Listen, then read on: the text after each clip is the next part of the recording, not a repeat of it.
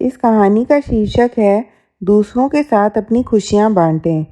रिया अपने गांव से अकेले ही शहर की तरफ नौकरी करने जाती थी। वह एक स्कूल में टीचर थी। जब वह अपने काम से अपने घर जाती थी तो रास्ते में एक बुढ़िया सेब बेचा करती थी। एक दिन रिया उसके पास गई और बोली, अम्मा 1 किलो सेब देना। अम्मा ने 1 किलो सेब रिया को दे दिए। रिया ने सेब लेकर खाया और बोली, अम्मा आपका सेब मीठा नहीं है। और उसने एक सेब अम्मा को निकाल कर दे दिया। बूढ़ी माँ ने सेब खाकर कहा, मीठा तो है।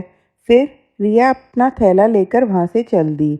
अब हर रोज़ रिया का यही काम था, 1 किलो सेब खरीदना और फिर बोलना मीठा नहीं है। एक दिन रिया के पिताजी उसके साथ आ रहे थे। उस दिन भी उसने ऐसा ही किया। रिया के पापा ने बोला, सेब तो मीठा है, फिर भी तुम इस बुढ़िया को क्यों परेशान कर रही थी?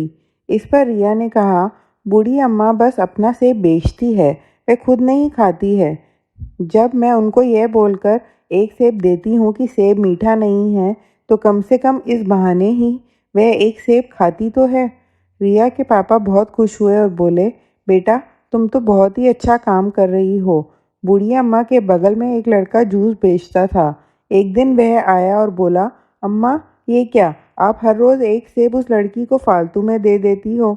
इस पर अम्मा ने कहा, बेटा वह हर रोज़ मेरे सेब को बुरा बोलकर एक सेब मुझको दे देती है।